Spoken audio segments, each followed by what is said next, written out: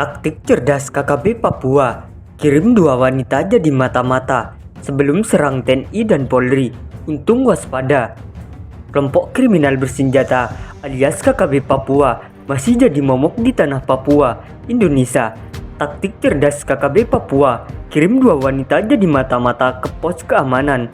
Untung prajurit TNI Polri waspada akan kehadiran mata-mata yang mematai aktivitas mereka. Bila tidak, bisa saja hal buruk terjadi pada prajurit TNI maupun Polri yang bertugas di Papua. Lantaran KKB Papua tengah menyiapkan serangan untuk meneror aparat baik TNI maupun Polri. Bagaimana nasib kedua wanita yang diutus KKB Papua memata-matai TNI dan Polri di pos keamanan? Melansir tribunnews.com, di medan pergolakan seperti Papua, kewaspadaan sudah menjadi hal yang penting untuk mengantisipasi hal-hal yang tidak diinginkan, apalagi prajurit tiba-tiba mereka kedatangan orang asing. Kala itu, sebuah pos keamanan yang ditempati anggota TNI Polri tiba-tiba didatang oleh dua sosok perempuan sambil membawa buah-buahan yang disebut sebagai hasil panen dari kebun. Sambil tersenyum malu, keduanya menyampaikan maksud kedatangan mereka di pagi hari itu. Mereka ingin meminta bantuan bahan pangan seperti beras dan mie instan, ibarat barter. Itulah situasi yang terjadi pada pagi itu di salah satu pos keamanan yang ditempati TNI Polri. Sebagaimana video yang beredar luas di media sosial belakangan ini, aparat TNI Polri pun menyambut kedua wanita itu dengan senang hati. Bahkan, kepada kedua tamu itu pun diberikan bantuan pangan seperti yang diminta.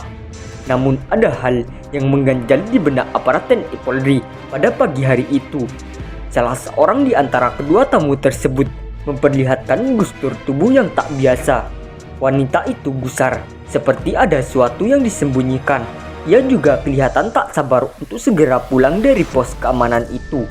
Ketika bantuan itu baru diberikan, wanita tersebut buru-buru meninggalkan pos keamanan dengan 1001 alasan.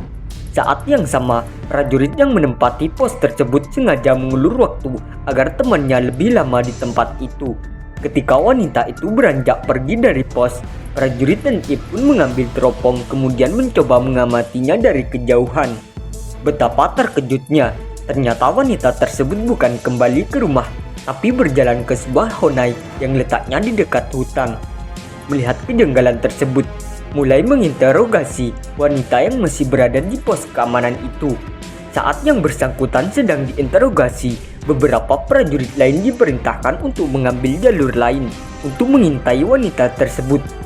Saat prajurit itu telah berada di posisi yang tepat dan melakukan pengintaian, ia melihat wanita tersebut sedang bersama sekelompok pria bersenjata.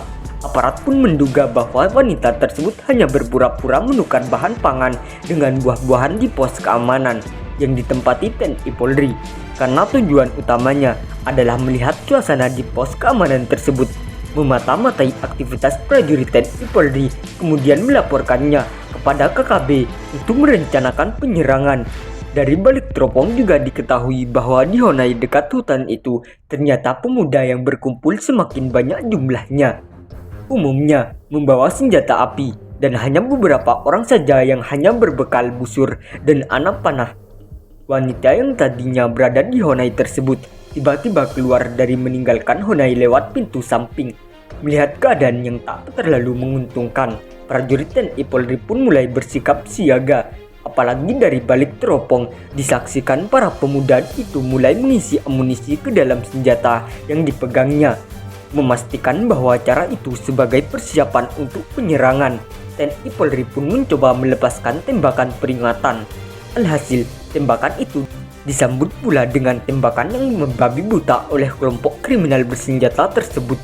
Dalam situasi yang demikian, satu persatu dikirim ke alam baka, termasuk suami dari wanita yang meminta bantuan tersebut. Tindakan tegas terukur itu terpaksa dilakukan TNI Polri lantaran siasat yang dilakukan KKB itu bukan baru di tanah Papua. Tindakan itu sudah sering dihadapi, sehingga ketika pos keamanan didatangi tamu tak diundang, aparat berseragam loreng pun pasti siaga menghadapinya. Dari video yang viral tersebut, terungkap bahwa insiden yang satu ini terjadi di wilayah Intan Jaya, Papua. Tak disebutkan kapan kontak senjata itu terjadi, namun dalam peristiwa itu aparat bersenjata terpaksa melumpuhkan KKB karena tindakannya membahayakan pihak lain. Sampai saat ini, baik di wilayah Intan Jaya maupun Puncak Jaya dan Kabupaten Enduga, aksi teroris terus terjadi. Baiklah Kagak Telegen, Oni Kabagau, Goliat Taboni, maupun Eganus Kogoya secara bergantian melakukan penyerangan ke TNI Polri. Bila targetnya tak terwujud, maka mereka sesuka hati melampiaskan ke warga sipil baik itu guru, ASN, tukang ojek, pekerja bangunan maupun tenaga medis lainnya. Baru-baru ini KKB menembak mati seorang guru kemudian membakar habis rumah yang ditempatinya.